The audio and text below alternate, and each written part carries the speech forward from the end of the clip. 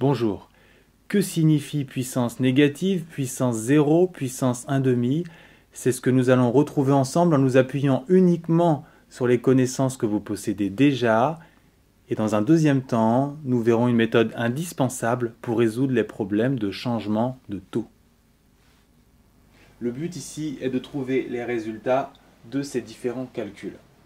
Pour cela, nous allons nous appuyer sur vos connaissances sur les puissances. Vous savez que 5 puissance 3, c'est une série de 3 multiplications par 5. De même pour 5 puissance 4. Vous savez aussi que quand vous multipliez les puissances, vous ajoutez les exposants. Quand vous les divisez, ça implique une simplification. Vous obtenez dans ce cas 5 au cube, mais ce qui nous intéresse, c'est que diviser des puissances, c'est soustraire les exposants. À présent, vous pouvez très facilement résoudre ce problème en observant ce calcul. En effet, on a obtenu 5 puissance 3, on veut 5 puissance moins 3. Pour cela, on peut par exemple intervertir le 7 et le 4. On obtient ainsi cette fraction, on simplifie les 5, on obtient 1 sur 5 au cube, mais également avec les règles sur les puissances 5 puissance 4 moins 7, qui vaut 5 moins 3, et donc 1 sur 5 au cube. De façon générale, pour obtenir une puissance négative, il suffit de choisir un exposant plus grand en bas, ce qui explique pourquoi les puissances restantes sont en bas. Pour obtenir 5 puissance 0, comment choisir les exposants ici? Il suffit de les prendre identiques. On a le même nombre en haut et en bas, donc ça vaut 1. Donc 5 puissance 0 vaut 1.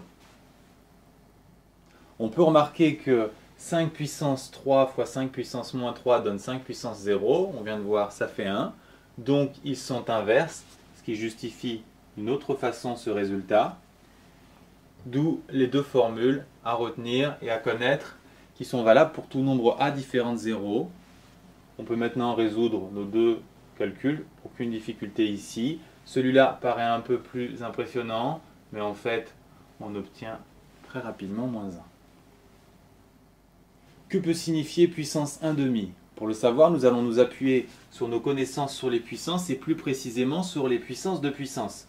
Ici, on obtient 5 puissance 3 fois 2. De façon générale, puissance de puissance, on multiplie les exposants. Maintenant, pour comprendre à quoi correspond la puissance 1/2, on va s'intéresser à ce calcul. Si je mets 1/2 et 2 ici, je dois obtenir 1/2 fois 2, donc x puissance 1, donc x. Vous savez également que racine de x au carré donne x, et donc x puissance 1/2 et racine de x seront considérés comme égaux.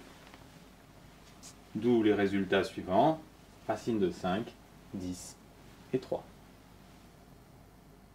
Dernière chose, si on intervertit 1/2 et 2, on trouve évidemment x puissance 1, donc x, ce qui se généralise en x puissance n puissance 1 sur n qui vaut x.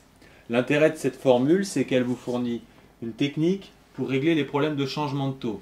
Si vous avez par exemple un taux trimestriel, vous aurez une puissance 4, et pour s'en débarrasser, il vous suffira d'appliquer une puissance 1/4, évidemment à gauche et à droite, ce qui vous donnera le résultat suivant. Pour un taux mensuel, vous aurez une puissance de 12, et en appliquant la même technique avec une puissance 1/12, vous trouverez le résultat suivant.